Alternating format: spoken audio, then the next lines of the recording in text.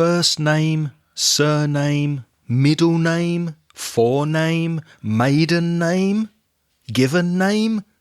Names can be very confusing, especially if you're a Spanish or Portuguese speaker. We'll help you to clarify names in English in this episode of Aprender Inglés con Reza y Craig.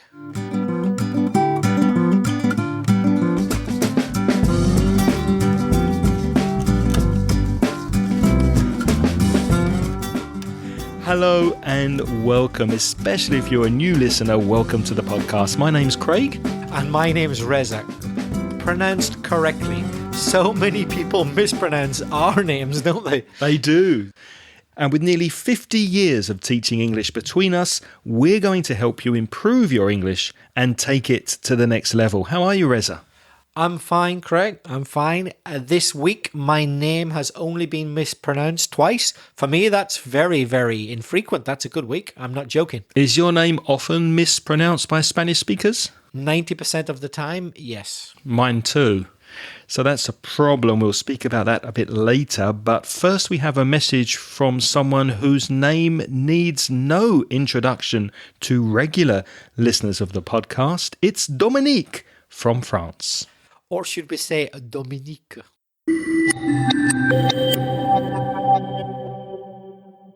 Hello, Reza. Hello, Craig. It's Dominique from France. I was really interested in knowing the number of words I know in English. So I did a research and I found this site, testyourvocab.com. I took the test.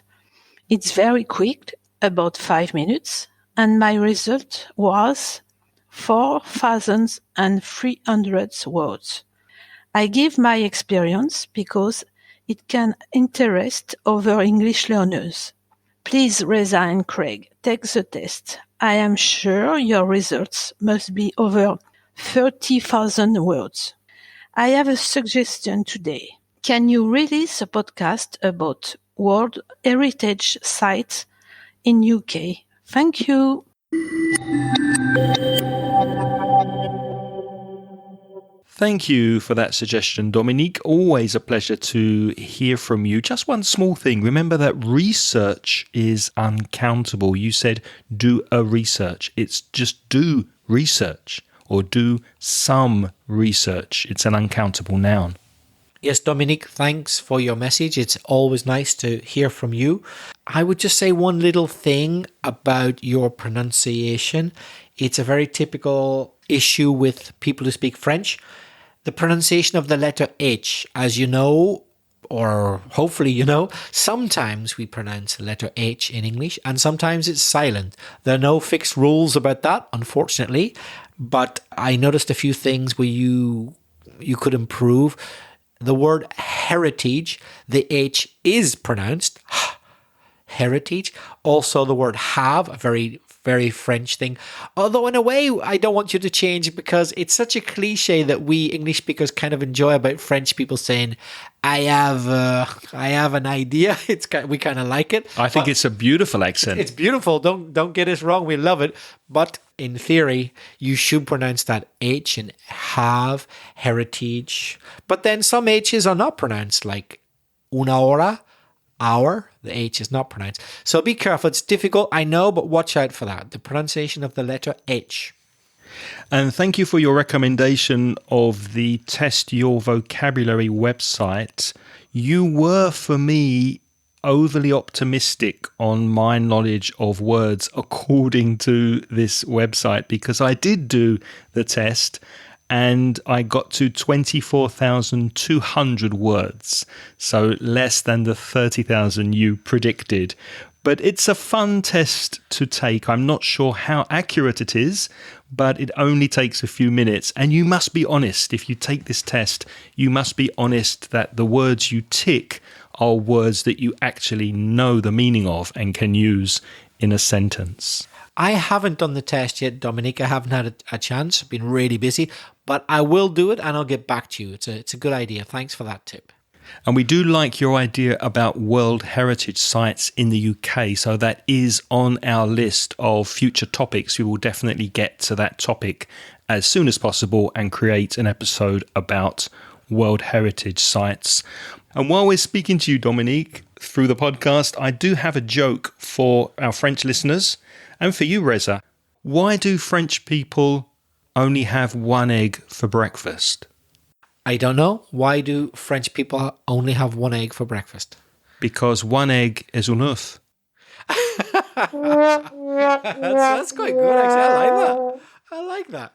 And for those of people who don't speak French, un œuf is one egg in French. Sorry, Dominique. Please forgive us, Dominique. Please forgive us. Excuse me. Enough is enough.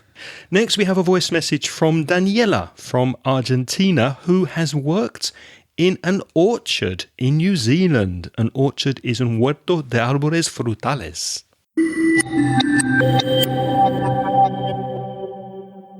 Hi Reza, hi Greg, I'm Daniela, I'm from Argentina. I am sending you this voice message because I want to say thank you. You had helped me a lot with my English. I started listening to you like 2 years ago when I was living in New Zealand and I was working in an orchard.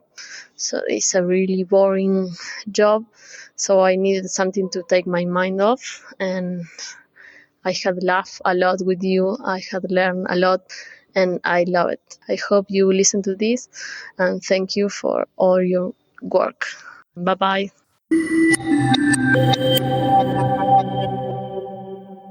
Have you ever worked in an orchard, Reza? No, I haven't, but I'd like to say thank you to you, Daniela, for your work in an orchard, which has benefited me because in my time, me and my family in Belfast, we have eaten many's a lovely Braeburn apple from New Zealand. So thanks, good work.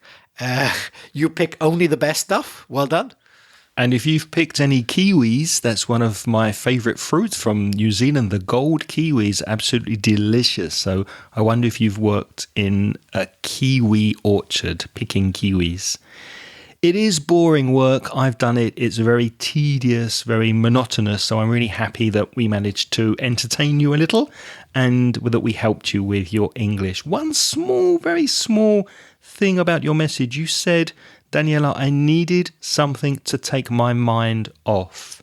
But remember, you need an object. Take your mind off it.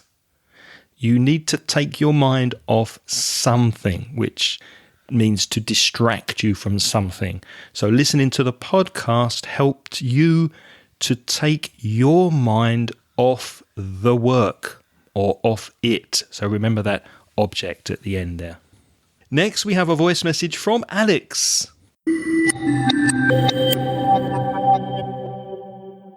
Hi Craig, hi Reza. First of all, thank you very much for your podcast. I really like it. I am calling to you just to propose a topic. It is about names and the difficulties that we, Spaniards, find when traveling or registering in Anglo-Saxon countries. I have experienced this issue several times, and most of the times it was funny, but in a very few occasions I found myself trapped in an almost catch-22 situation. You know that Spaniards, and I tend to believe, although I am not absolutely sure, it is also the case for Portuguese and South Americans, we use three names.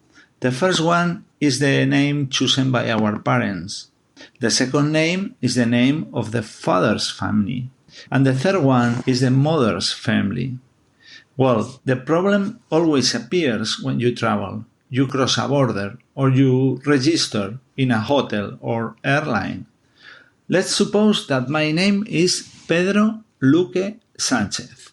What happens is that each and every time I have been in UK or USA, I have been recorded as Pedro L. Sánchez. And this, of course, creates confusion. Many times, I have been called by the hotel staff as Mr. Sánchez instead of Mr. Luque. And I have simply not been aware that they were calling me, as I have never been referred as Mr. Sánchez in my entire life in Spain. The same issue happens with invoices and bills. that are extended to Mr. Sanchez. That, of course, happens to be someone that is not recognized by my company. It would also be helpful if you give us some light in the way English speakers name the names, because I suppose you will agree with me that it is difficult for the foreigners to differentiate among family name, given name, Christian name, surname, first name, last name, middle name, and I don't know how many other names does English have. Couldn't be easier to have a nombre y apellido? Again, many thanks for your podcast.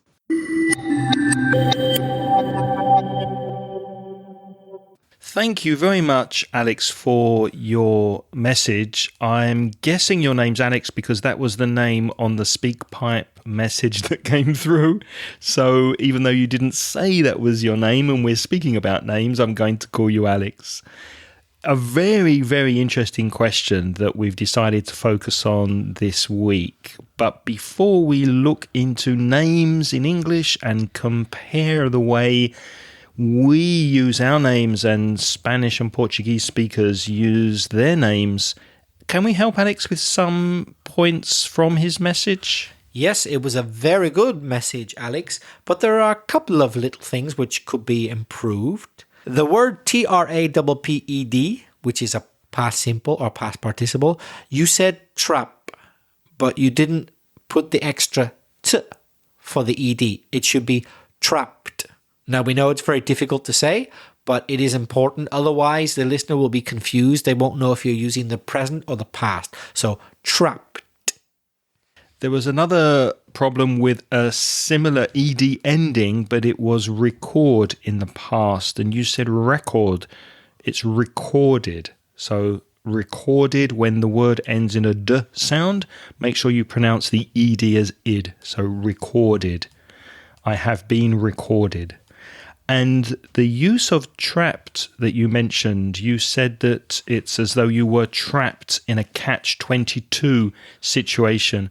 Maybe listeners don't know that that expression, to be in a catch-22 situation, is from a book written by Joseph Heller, in which he was flying bombing missions during the war, and he could not stop until he had done a number of bombing missions, which kept increasing. So he was trapped in this situation of never being able to stop fighting and flying in the plane. A modern day example would be when they increase the pension age. So imagine you're going to retire when you're 65, but when you get to 64, they increase it to 67. So you need to work 2 more years. And then you get to 67, they increase it to 70. So you never retire because they're constantly raising the age at which you retire. That would be a catch-22 situation. Another word which we can improve was register. You notice the stress is on the first syllable. I think he put it on the last syllable. What you weren't quite right. I think it was the middle one, register. Register, you said. Okay, that's not the right way. The right way is the first syllable. Register. And I love the expression you used, Alex, each and every time, to use that for emphasis.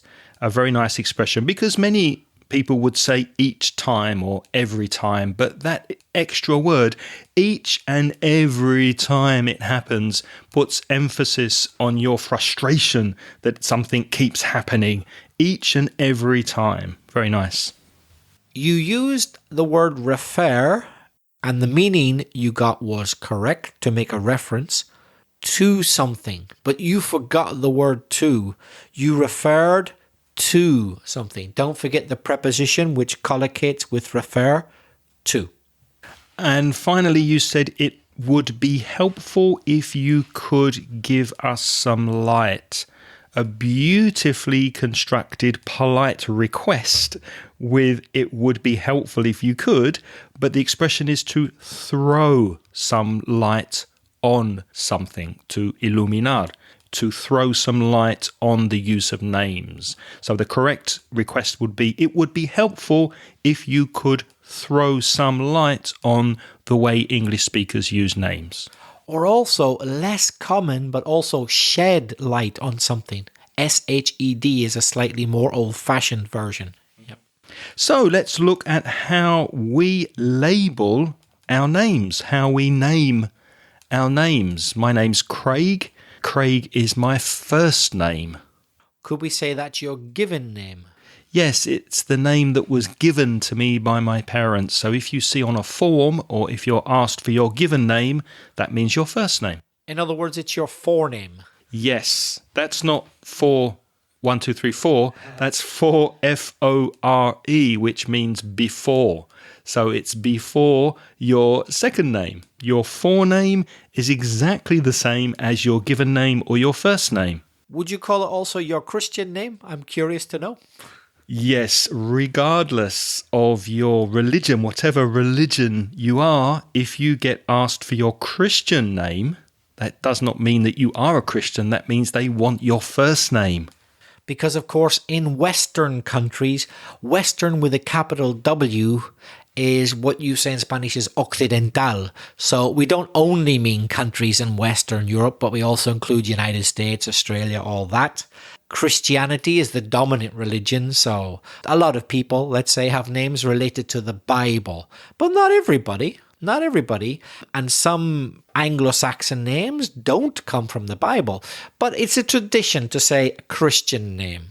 In fact, if I'm not mistaken, in Spain, in the time of Franco, I think by law you had to have literally a Christian name. There was certain names which were approved or not. You could have a weird name, if you, so to speak, like Reza or something weird like that. But as long as you threw in a Christian name as well. I know in Iceland you have to have a particular name, and there are some names you cannot have by law. I remember reading that somewhere, that Iceland have a very short list and you have to ask for permission to use that name. Oh, wow, that's incredible. So in Spain, correct me if I'm wrong, Spanish people, particularly older people listening who know about this, but I think in Franco's time, I think you had to have literally a Christian name, so a name to do with Christianity in your name. So if you wanted to put something that wasn't okay, imagine you wanted to call yourself, for example, let me think, Poncho for some reason. Poncho because your parents were really into Native American Indians, or Pocahontas or something like that. Okay, so you had to be Pocahontas Maria, and then whatever. You had to throw in a Maria. Have you noticed that lots of people are Maria to something? Yeah. Because you had to put something from the Bible, so the fallback, the customary Christian name to put in was Maria. So Maria del, and then you could put something weird in. Maria de Pocahontas. So in the past, you had to have a Christian name. I think in Franco's time, if it wasn't by law, certainly there was a lot of social pressure to do it. I like that name, Maria de la Pocahontas. Pocahontas. Maria de la Pocahontas. If I ever have a baby. So all those names are your first name, primer nombre. First name, given name, forename, Christian name. Now, the second name in English can be your last name, which is the opposite of first name. It can be your family name because it connects your family, or it can be your surname. So all of those refer to the second name you have. In my case, it's Wieland. Wieland is my family name or my surname or my last name. And my name, my family name is Shah, S-H-A-H. A very common name if, like my father, you were born in India. Wieland, on the other hand, is not at all a common name. Where does Wieland come from? I'm not exactly sure, but I think there's a Scottish connection somewhere. And I have a feeling that somewhere in my family tree there's a Scottish connection. Philip, can you tell us the meaning of the next word? So Reza just used my middle name. Now this is some of Alex's confusion when it comes to names, because I cause a lot of confusion here in Spain by having a middle name. My middle name is Philip. So my full name, everything together, my full name is Craig Philip Wieland. And many Spanish people call me Philip. possibly because it's easier for them to identify than my first name, Craig. Felipe, claro. So, Felipe. yeah, Felipe, it's much easier for Spanish speakers. But Philip is my middle name, which I never use. Have you got a middle name? No, thank goodness, because it would be really weird if I did. So I don't. It's not Pocahontas, is it? Reza Pocahontas Shah. Oh, can you imagine if somebody presented themselves with that name? You'd immediately call the lunatic asylum, wouldn't you? So your full name is your first name, your second name, and your middle name in English for English speakers. Another name you can be called by is a nickname. N-I-C-K, a nickname, which is a name that has been made up. In Spanish, you'd say apodo. For example, last episode, we had a voice message from Alejo, which was Alejandro's nickname. Do you have examples of more nicknames? Rook. You can call me Rook if you want. That was my nickname as a child. People called me Rook. R-O-O-K. Yeah. What does that represent? Where does that come from? Nobody knows, nobody remembers, but this often happens with nicknames. People get a nickname and sometimes years later, nobody remembers why they got it. Kids quite often are capricious, right? And just because of one capricious incident, they'll give you a nickname and then nobody remembers later why you got it. So who knows? Maybe one day somebody thought I looked like a rook, which is a bird. It looks similar to a crow, un cuervo, something similar. Nobody knows. We can't remember. My mum, and only my mum, calls me another name. I guess you could say it's a nickname. She calls me Reggie. Reggie? Yeah, which I really enjoy, actually. It's quite funny. Reggie in itself is a short form. This is another thing. There are short forms of some names. Like Reginald gets reduced to Reggie. Just like in Tom and Thomas. Tom Thomas, Albert Bert, that type of thing. So my mum calls me Reggie, but nothing to do with Reginald. It's because of my niece, Sabrina. When she was very young, she couldn't pronounce my name properly. She's like, just Uncle Reza, Uncle Reggie. Came out like that. And it sounded a bit like Reggie. And we said, shall we just call me Uncle Reggie? Yep, okay, I'm your Uncle Reggie. So my mom continues to call me Reggie. So I can call you Reggie or Rook. I'm sure you've heard of people who are slightly more famous than me with nicknames such as J-Lo. If I say J-Lo, you'll immediately know I'm talking about Jennifer Lopez. So she made up that nickname for herself. So sometimes they're obvious, like Jennifer Lopez. But sometimes they're not, like Rook for me.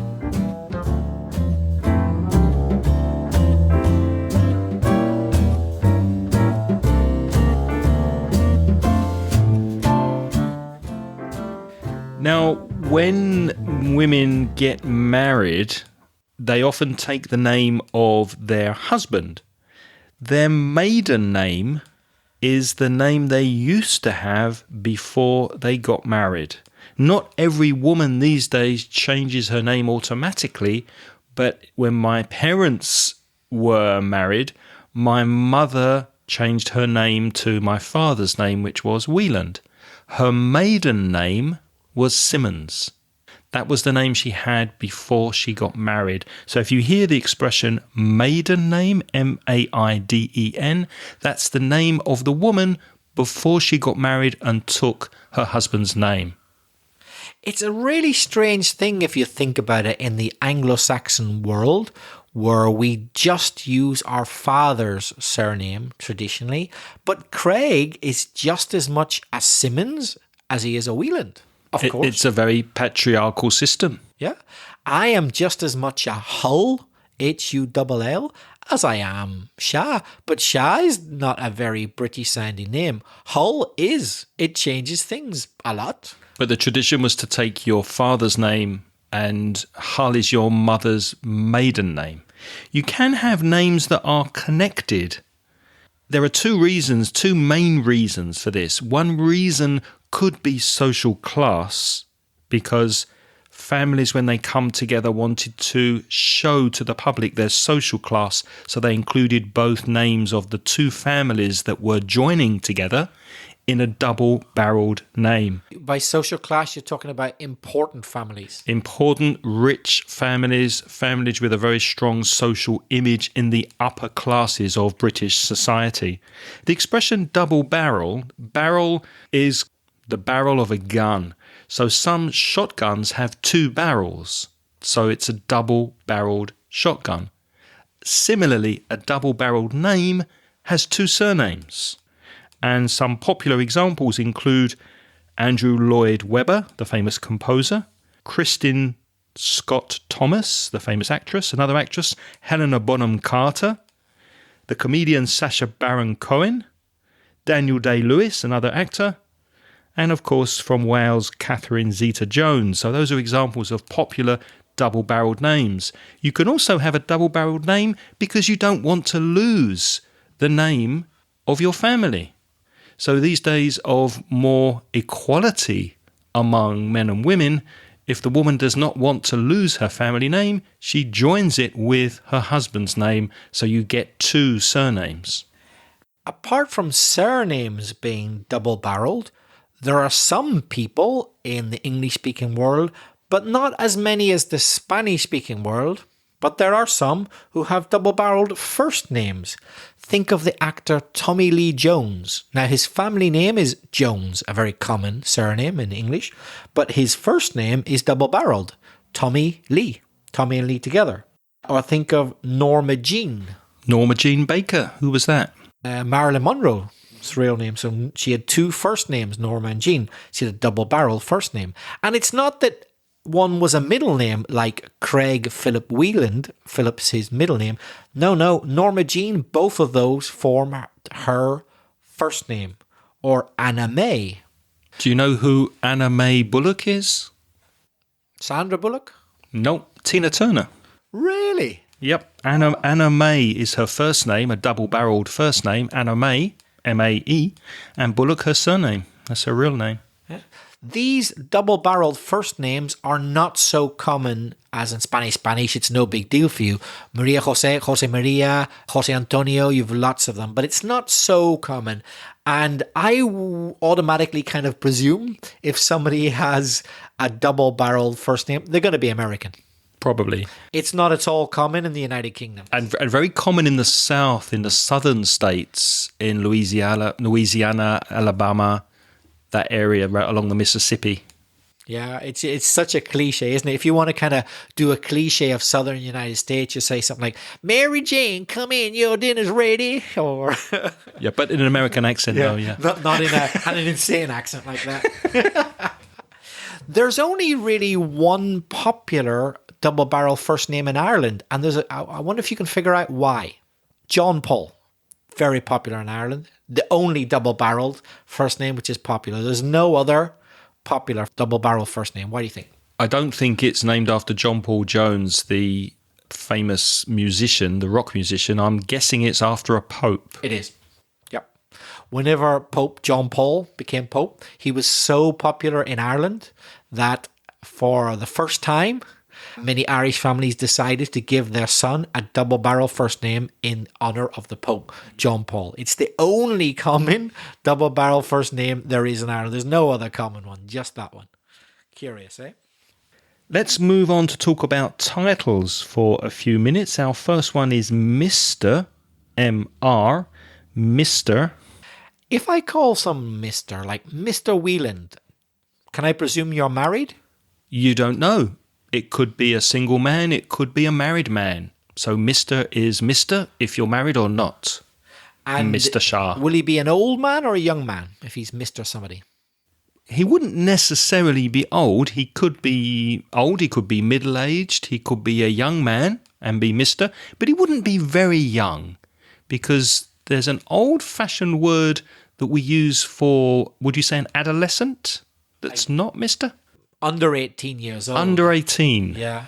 Which is master. But you don't hear that very often now. No, you'll sound a bit silly if you use it. In fact, our advice is don't call any young man master, but you might read it in old literature. Especially in Dickens, like a Charles Dickens book. Master Tom or Master Copperfield. Master William.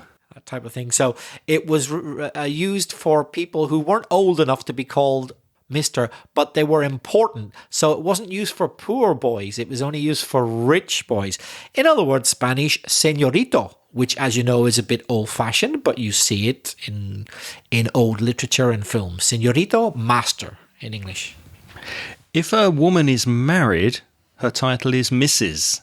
It's abbreviated to MRS and the pronunciation Mrs. So Mrs. Jones, Mrs. Smith, Mrs. Doubtfire, etc. What if she's not married? If we know as a fact she's not married, Miss. M-I-S-S. I'm exaggerating the S sound. Miss.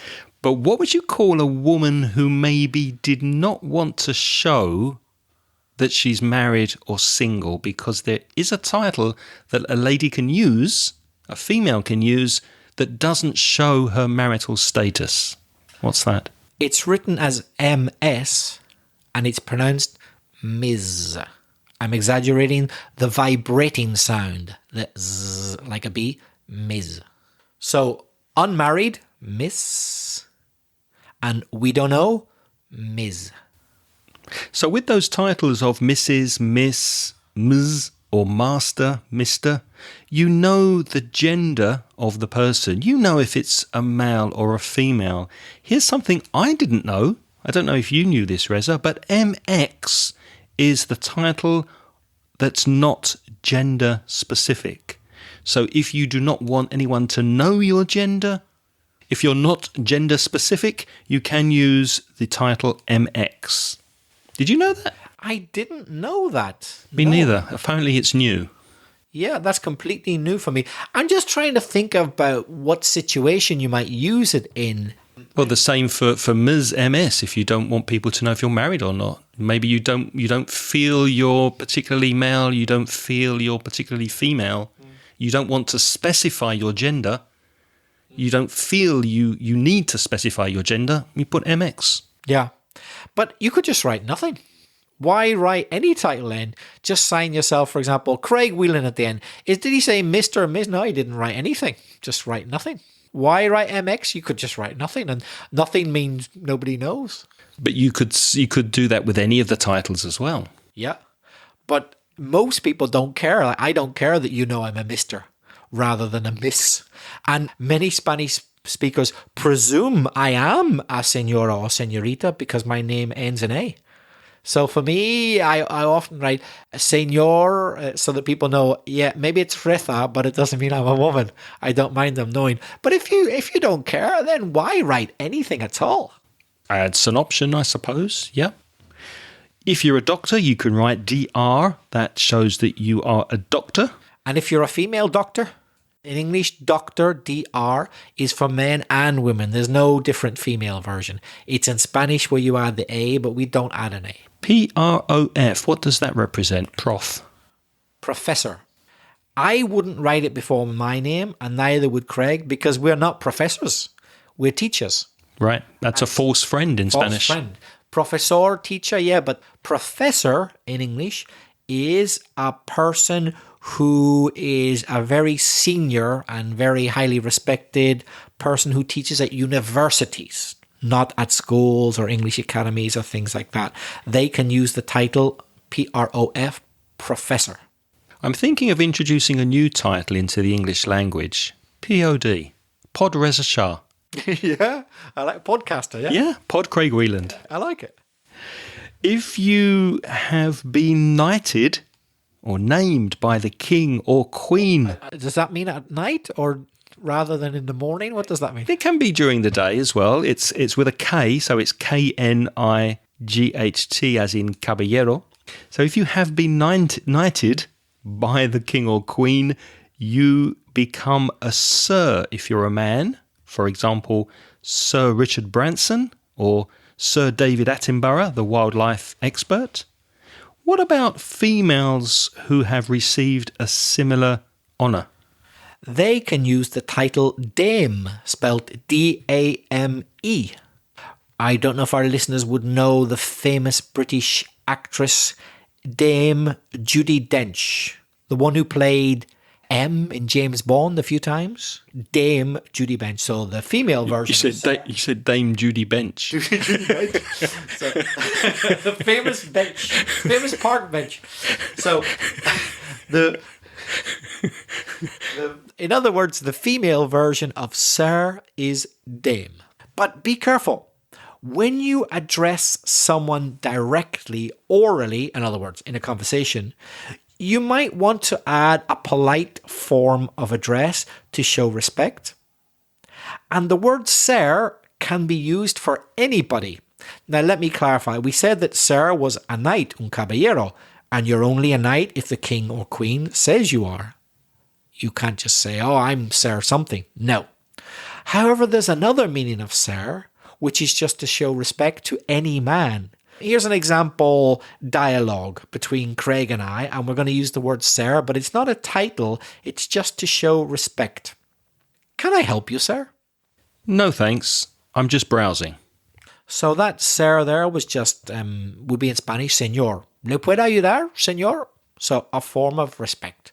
And the equivalent now for a woman, imagine I'm a train conductor, the person who checks your tickets on a train, and Craig is a female passenger. Could I see your ticket, please, madam? Yes, here you are. What a lovely voice she has. Now it's the same, but the train is in New York. Could I see your ticket, please, ma'am? Yes, here you are. So the first one was madam in the United Kingdom, M-A-D-A-M, and the second one was ma'am, or I should say ma'am, M-A-apostrophe-A-M in America, a polite form of address that you can use with any woman. You mentioned before orally, but this could also be used in written English. You could say in a letter or email, dear sir or dear madam, as a form of respect in writing as well. Ah, that's true, yeah. I've always wondered, though, in Spanish when you change from señorita to señora, because maybe the women are slightly offended that they've had that change in age and they're suddenly a woman and not a girl. Oh, you're not the only one where I think most of Spain is worried about it as well. If in doubt, what? I reckon call them señorita.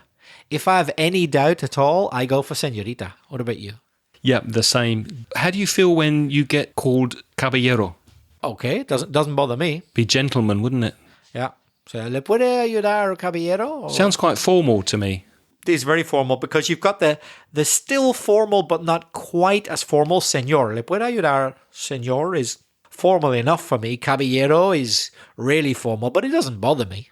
Does it bother you? No, I quite like it actually. It's a form of respect. So yeah, it's quite nice. We hope we've helped you a little bit here with names, and thank you very much, Alex, for your question. It's a very interesting subject. If you have any ideas about what we can focus on in future podcasts, please let us know. We'd love to hear from you. Why don't you send us a sentence or two in audio format? You can do that by sending a voice message to speakpipe.com, speakpipe/Ingles podcast. Mr. Shah, how can people reach us by email? You can write to us. You've got Craig@inglespodcast.com or me, belfastreza@gmail.com. And we'd like to remind you to visit our online store where you can find paid courses to help you with your English. That's at store.mansioningles.net. As always, we'd like to thank all of those of you who are helping us by supporting this podcast through the Patreon scheme. That's Patreon, patreon.com/Ingles podcast. Have a look there if you're interested. Maybe you'd like to join them. What those people do in that Patreon scheme is they donate money to the podcast, and what they get in return is instant access to recent audio transcriptions. Because of the Patreon conditions, there's a minimum that you have to donate of $1, approximately 22, I think, $1.22, because the 21 or 22 cents pays the tax, the VAT. per month, so not a lot of money, and you get the recent transcriptions for that. We'd like to thank each and every one of those sponsors who donates that money. We haven't got time though, but as ever, we will thank our newest sponsors who've just joined us. They are Marco Antonio Solis Garcia, Jose Morancier, Perez Alberto, Alexander Castro, Christian, Miguel Ángel Cobos Gil, and Francisco González. Thank you very much for supporting us. And next week, Reza, what's the subject? New food sources. We'll be speaking about that next week. Thank you very much for your company this week. It's been an absolute pleasure. Until next time, it's goodbye from Mr. Reza Shah. And it's goodbye from Philip. Bye, Rook. The music in this podcast is by Pitts. The track is called See You Later.